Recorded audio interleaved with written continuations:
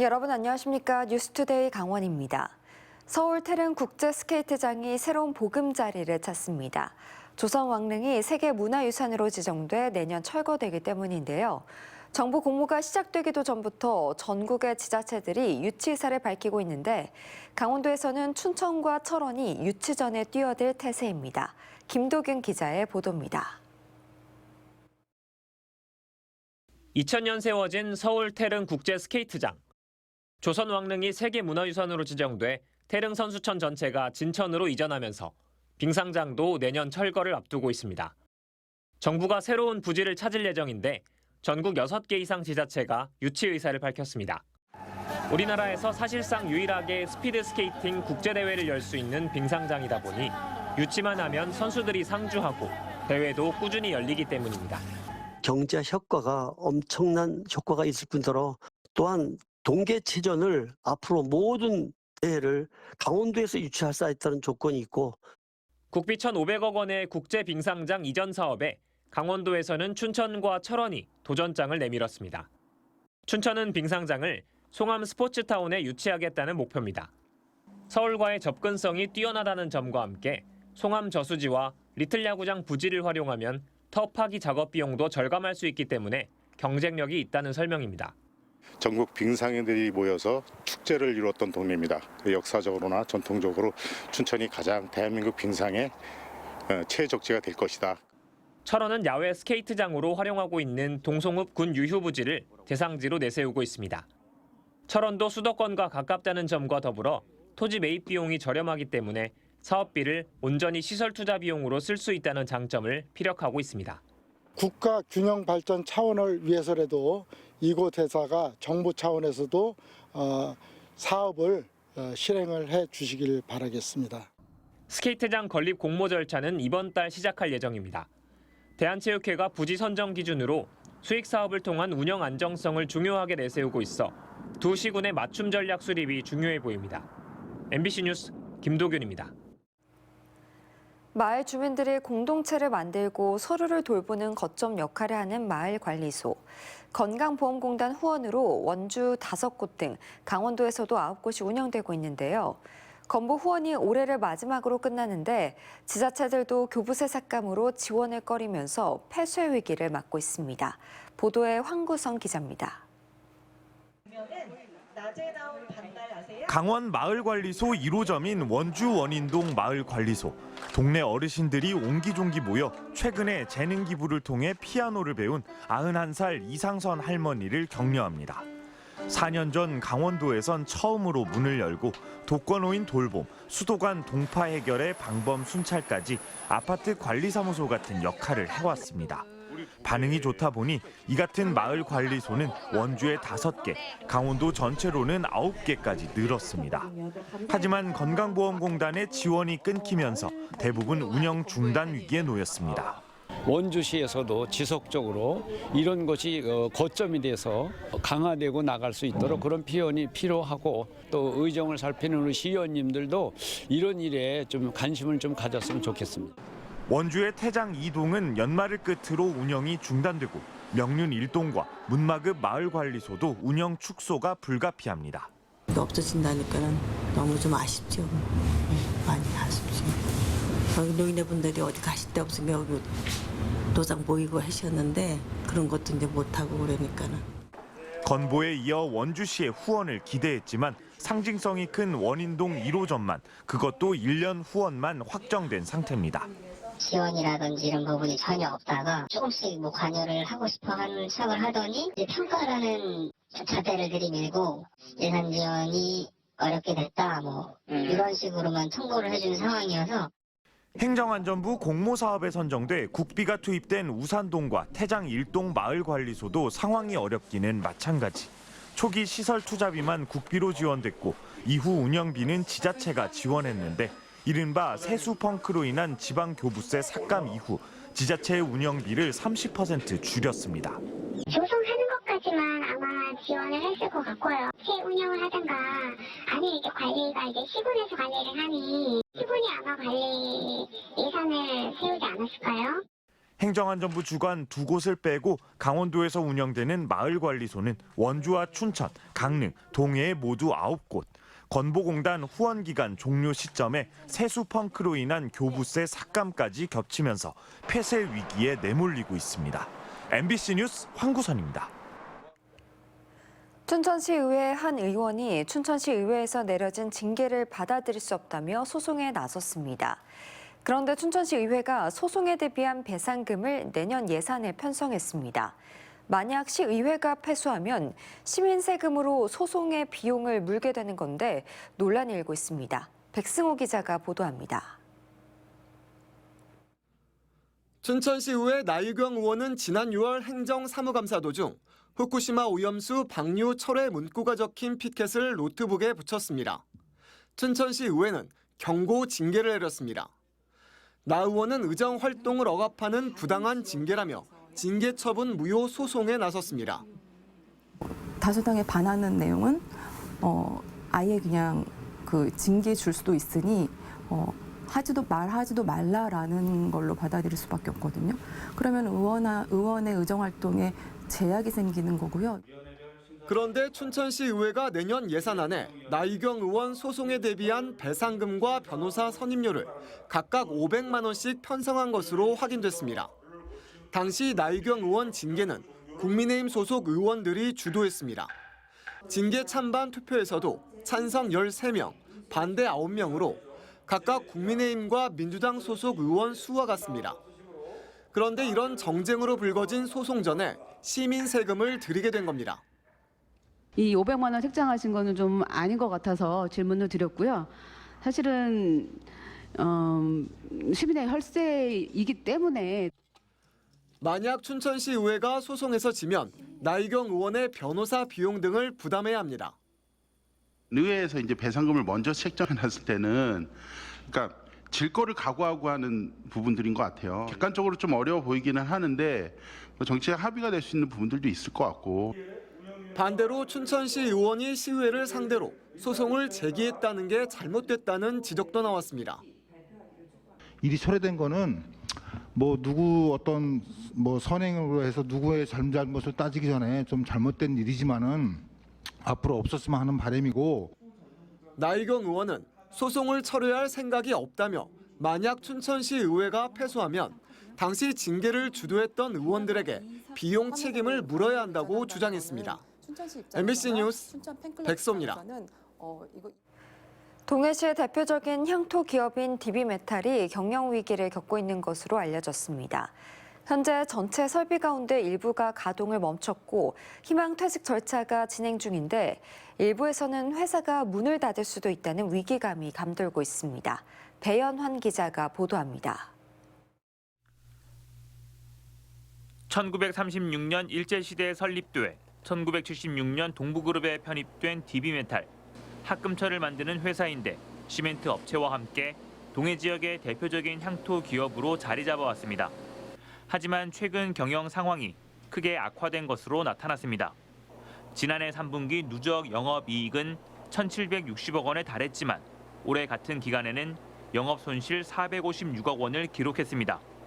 생산에 필요한 전기 요금이 크게 오르고 철강 산업의 불황과 합금철 공급 과잉 등의 악재가 이어졌기 때문입니다.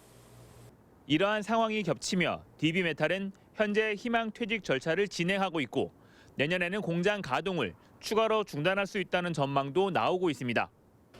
올해 생산량이 지난해보다 절반 가까이 줄며 현재 전체 설비의 절반가량도 가동을 멈췄고 앞으로 생산량이 추가로 줄어든다면 멈춰서는 설비는 더 늘어날 것으로 예상됩니다. 여기에 인건비를 줄이기 위해 이미 지난달부터 협력업체 직원의 절반가량을 줄였고 전체 270여 명 정직원을 대상으로도 희망퇴직 신청을 받고 있습니다. 희망퇴직으로 뒤숭숭한 직원들 사이에서는 상황이 악화될 경우 회사가 문을 닫을 수 있다는 우려까지 나오고 있습니다. 가족이 생계가 달린 일이잖아요. 밤에 잠을 못 자고 엄청난 스트레스에 시달리고 있습니다. 지금. 이 상황이 이렇게 흘러가면 한 내년 하반기쯤 되면 존폐를 결정을 하지 않겠나 그렇게 보고 있습니다. DB메탈 측은 대내외적인 영향으로 최악의 경영 여건이지만 인력 감축과 비용 절감, 가동 최소화 등으로 어려움을 극복할 계획이며 폐업 등은 고려하지 않고 있다는 입장을 밝혔습니다. 그러나 DB메탈의 경영 악화 소식이 알려지면서 직원들뿐만 아니라 지역사회조차 술렁이고 있습니다. MBC 뉴스 배연환입니다. 세수 부족으로 올해 강원도로 내려갈 교통교부세가 당초 예정분보다 1조 원 이상 감소한 것으로 나타났습니다. 양경수 국회의원에 따르면 올해 국세 수입이 341조 4천억 원으로 당초보다 59조 1천억 원 부족할 것으로 예상되면서 강원도의 경우 당초 예정분보다 1조 2천억 원 줄어 경북에 이어 두 번째로 감소폭이 컸습니다. 지방자치단체가 걷는 지방세수도 강원도의 경우 올해 본예산 당시 예상했던 것보다 1천억 원이 적게 거치는 등 지방세수도 본예산보다 부족한 것으로 나타났습니다. 강원도체육회가 올해 강원체육발전에 기여한 체육인 8명과 두 팀에게 제42회 강원체육상을 수여했습니다. 우수선수 개인 부문은 전국체전에서 3년 연속 금메달을 딴 속초여고 박우림 육상 선수가 받았고 단체 부문은 전국체전에서 4년 연속 우승한 양구고의 테니스팀이 차지했습니다. 전국체전에서 금메달 3개 등 준수한 성적을 거둔 이강석 강원도청 역도 감독과 강원 최고에서 16년 동안 수영을 가르친 홍순보 강원 최고 수영 감독이 지도자 부문 수상의 영예를 안았습니다. 강원도교육청이 농어촌 지역 학교에서 지낼 유학생 100명을 모집합니다. 농어촌 유학은 도시에 사는 학생이 자연 친화적인 생태 교육을 받고 농어촌 지역은 학교 소멸을 막을 수 있는 도시와 농어촌 상생 프로그램으로 올해 2학기부터 시범 운영하고 있습니다. 교육청은 내년 모집 인원을 올해의 2배인 100명으로 늘렸고 참가학교도 초등학교 14곳, 중학교 3곳으로 확대했습니다.